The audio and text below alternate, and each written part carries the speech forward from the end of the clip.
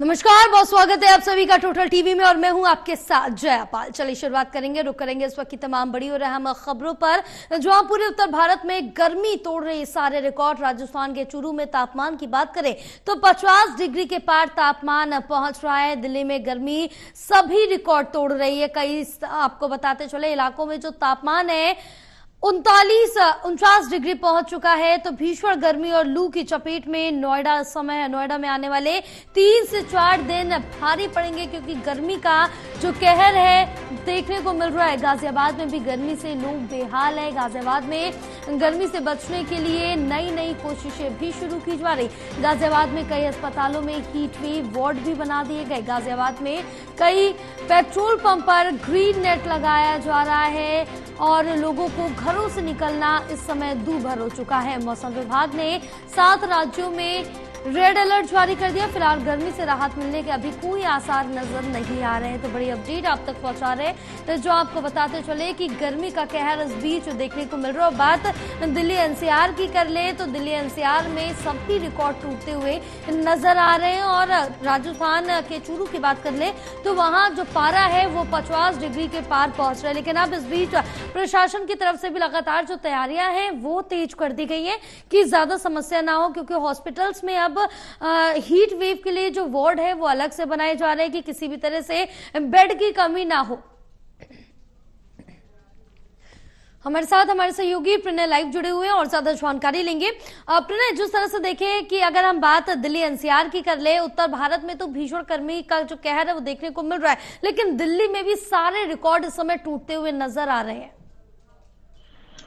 बिल्कुल जया, देखिए अगर हम बात उत्तर भारत के राज्यों की करें और खासतौर से मैदानी इलाकों की करें तो वहां पर भीषण गर्मी का प्रकोप जो है वो लगातार जारी है। जैसे कि आपने जिक्र किया दिल्ली और एनसीआर का, तो निश्चित तौर पर दिल्ली और एनसीआर वासियों के लिए भी जो गर्मी है वो प्रचंड इस वक्त बनी हुई है और सूरज की तपिश ने लोगों को परेशान किया हुआ है।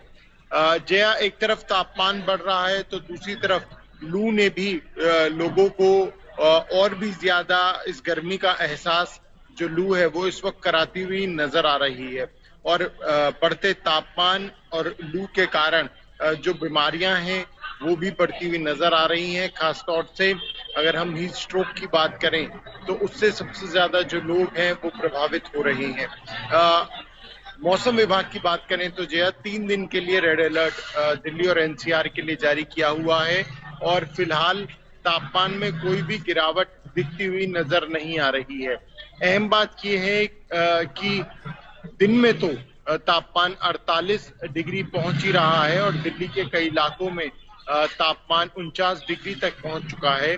लेकिन रात में भी जया तापमान में कोई खासा गिरावट देखने को नहीं मिल रही है।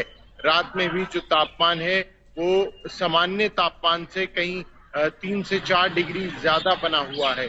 तो गर्मी का एहसास सिर्फ दिन में ही नहीं बल्कि अगर हम रात की बात करें तो रात में भी जो गर्मी का खासा एहसास है आम लोगों को वो देखने को मिल रहा है।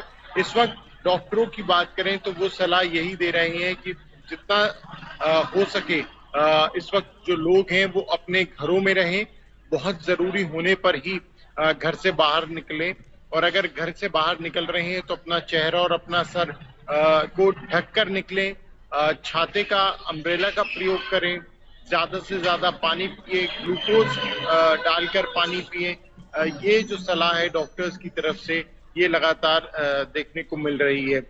सरकार की तरफ से भी एक बयान सामने आया था। सौरभ भारद्वाज ने कहा था गर्मी को देखते हुए अस्पतालों में जो बेड्स की संख्या है उसे भी बढ़ाया जा रहा है और कोशिश इस बात की है कि जो लोग अस्पतालों में पहुंच रहे हैं उन्हें किसी भी प्रकार की जो समस्या है वो ना खानी पड़े। हालांकि दिल्ली के अंदर पानी की समस्या भी देखने को मिल रही है, लेकिन फिलहाल गर्मी से जया कोई राहत मिलती हुई आने वाले 2 से 3 दिनों में दिखाई नहीं दे रही। बिल्कुल, क्योंकि गर्मी से राहत मिलती हुई नजर नहीं आ रही। पारा लगातार 49-50 को भी टच कर रहा है। मौसम विभाग की तरफ से लगातार रेड अलर्ट जारी किया जा रहा है। फिलहाल तमाम जानकारी साझा करने के लिए बहुत शुक्रिया आपका।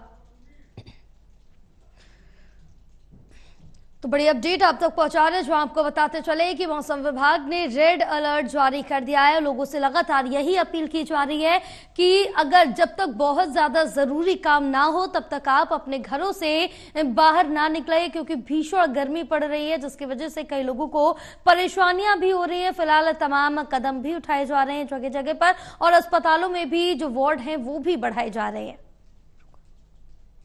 को लेके सरकार के निर्देशानुसार हम लोगों ने 1 महीने पूर्व भी सारी व्यवस्थाएं अप्रैल माह से ही शुरू कर दी थी, और उसके अंतर्गत ORS कॉर्नर, हर फ्लोर पर कूलरों की व्यवस्था और हीट वेव वार्ड की व्यवस्था हमारे यहाँ पर की गई है। इमरजेंसी में प्रसूताओं को लेके हीट वेव वार्ड की व्यवस्था की गई है, जिसमें कि तीन बेड हमने रिजर्व किए हैं, और वहाँ पर कूलर के साथ हीट वेव इमरजेंसी की सारी सर्विस, एक नोडल और स्टाफ को वहाँ पर तैनात किया गया है। और साथ ही जो हीट वेव के कारण जो भी प्रसूताएं घर से निकल के आती हैं दर्द में, और बाहर इतनी गर्मी होती है, कभी कभी उनको पानी की कमी और चक्कर आ जाते हैं, जिसके कारण कि वो दर्द के साथ साथ बेहोश भी हो जाते हैं। ऐसे समय में उनको तत्काल ORS रिहाइड्रेशन और IV फ्लूइड तक की ज़रूरत पड़ जाती है। सर, जो हमारे सेलमैन हैं उनको भी दिक्कत है, और जो कस्टमर आते हैं उनको भी दिक्कत है। धूप से बचाव के लिए इसको यही एक सुझाव आया कि छाया रहेगी तो कस्टमर भी खड़े हो पाएंगे, और जो लड़के डिकेंट करने वाले हैं, फीलिंग करने वाले हैं, उनको सुविधा रहेगी। हमारे साथ हमारे सहयोगी करणवीर कश्यप जुड़े हुए हैं और ज्यादा जानकारी लेंगे। और करणवीर, क्या अपडेट मिल पा रही है? क्योंकि अगर पूरे दिल्ली NCR की बात करें तो सभी रिकॉर्ड तो टूट रहे हैं, लेकिन गाजियाबाद में भी अगर बात करें तो वहां पर भी भीषण गर्मी का कहर देखने को मिल रहा है और लोग काफी ज्यादा बेहाल है। फिलहाल तमाम यहाँ पर उपाय भी किए जा रहे हैं गर्मी से बचने के लिए। अजय, देखिए, गर्मियों में रहने की जो व्यवस्था थी, जो गर्मियों में लोगों को आम कामकाज करने का जो तरीका था, अब गर्मी को देख करके उसमें लगातार बदलाव किए जा रहे हैं। यानी कि आने वाले समय में गर्मी और पड़ेगी, उसको लेकर के प्रबंध किए जा रहे हैं।